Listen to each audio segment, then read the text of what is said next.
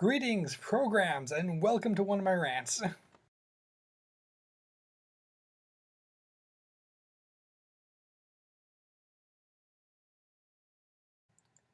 So anyway, this rant I'm talking about misogyny in geek culture.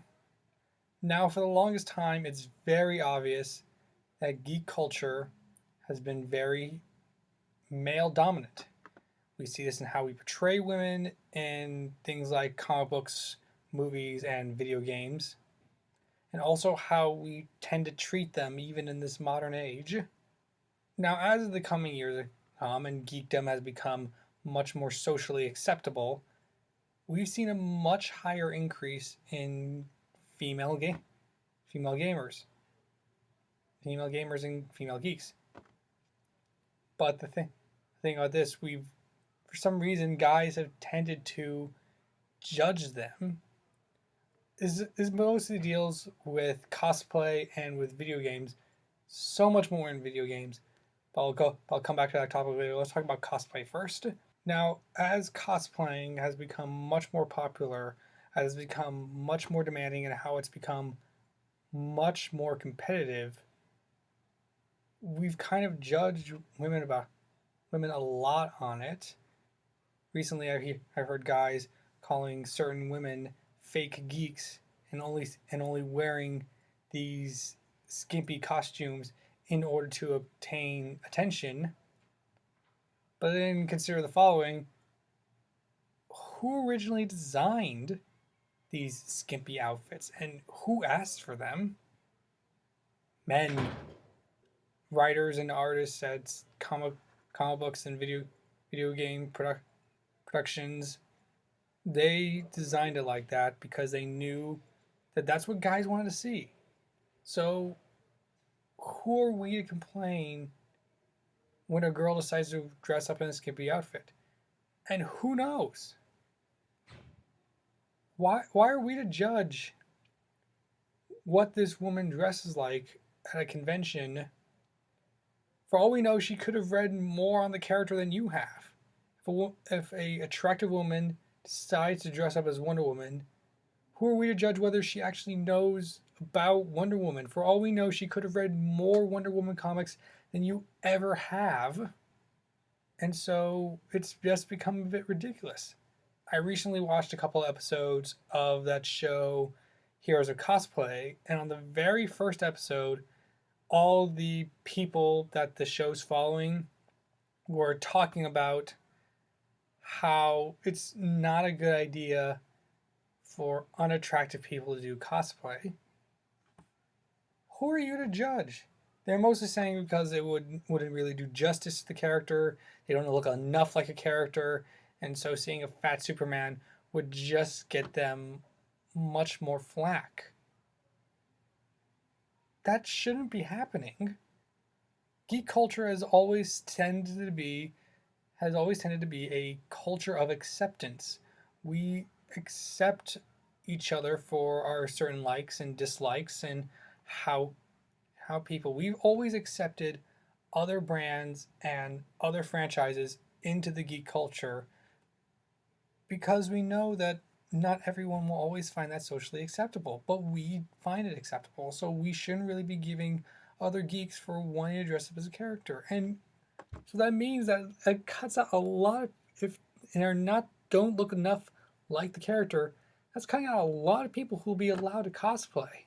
Because the majority of superheroes are obviously Caucasian, and so so that does mean that a lot of minorities shouldn't be allowed to cosplay these characters.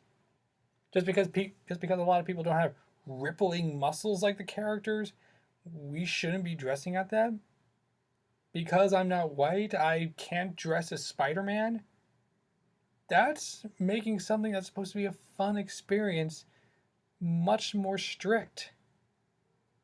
I mean, other than Halloween, comic conventions are the one place where we can let loose. We can let our freak flag fly.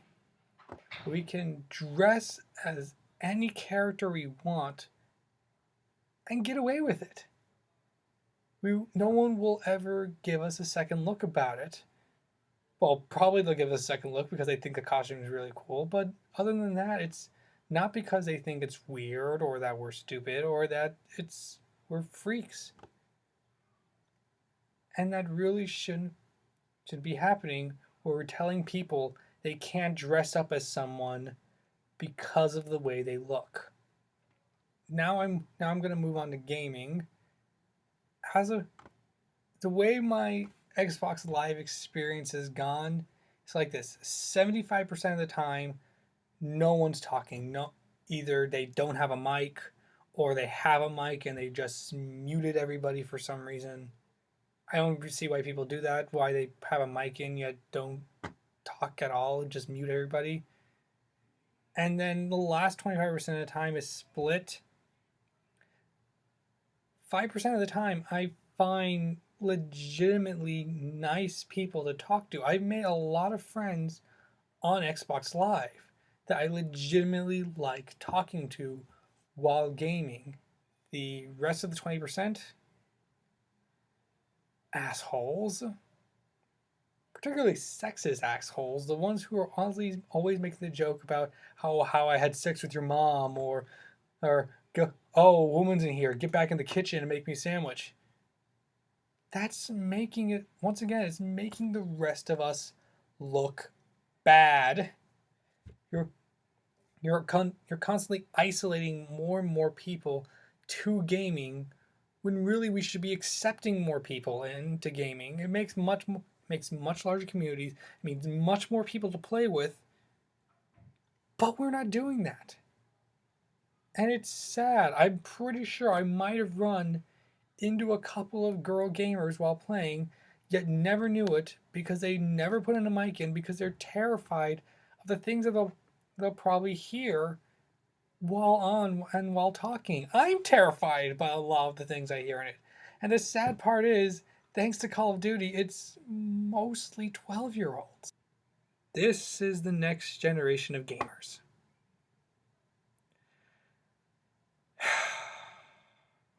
This needs to stop.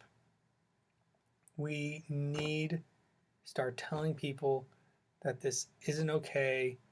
You're making it harder for the rest of us and you're isolating more people. I don't care how many kills how many kills you got and what your KD is. That doesn't give you right to determine who should be allowed to stay within the community. Anyway, that's my rant. Thank you for listening. If you like what you heard and if you agree or disagree, comment below. And if you want to hear more of my rants, subscribe. I will be making more in the coming weeks unless I'm busy or something. And otherwise, that's probably the reason why I haven't uploaded anything. Anyway, thank you for listening. I hope you all the best of luck. Farewell, programs!